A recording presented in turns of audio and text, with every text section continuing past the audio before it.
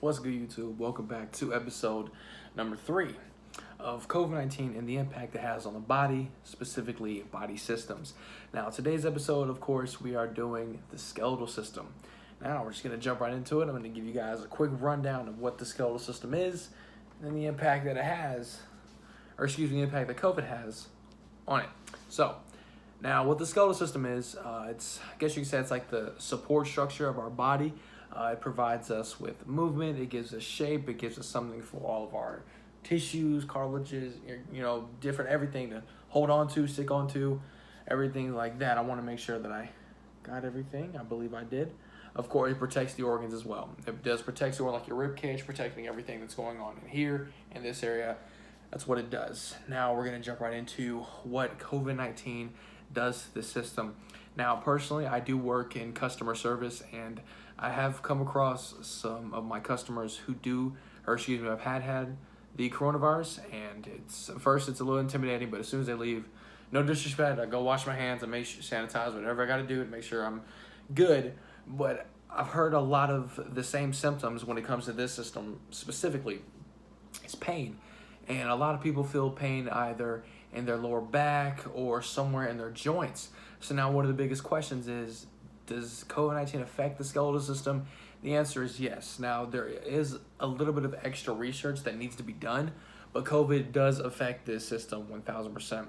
It mainly does attack the joints. What ends up happening is after COVID enters your symptoms or your system, it will actually go right around the muscles, and that's going to be for another episode, of course, but it attacks the muscles, and actually works its way down to the joints, and this actually causes the joints to become inflamed, really tight, really difficult to kind of move, like things like motions like this. It becomes really difficult to do things like that, and it's pretty self-explanatory. But mainly, you're gonna find these pains either in your elbow or the kneecap, which is two of the main joints in the area. But that's why a lot of people with COVID don't want to get out of bed. They don't want to hardly reach for anything. They don't want to stand because, the knee, like every step we take, we're bending and we're walking like that. So, of course, it explains a lot as to why people don't really want to move too much.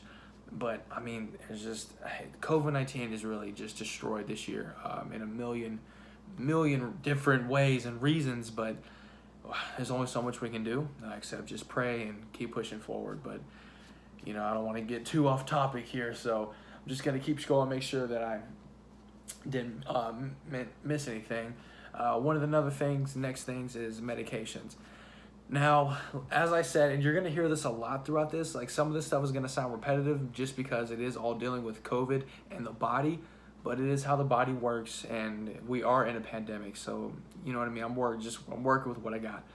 So basically, just like the cardiovascular system, integumentary, blah, blah, blah, for all systems, COVID attacks people with pre-existing conditions a lot more than it would with people who are just normal and healthy. But this does not mean that they're safe.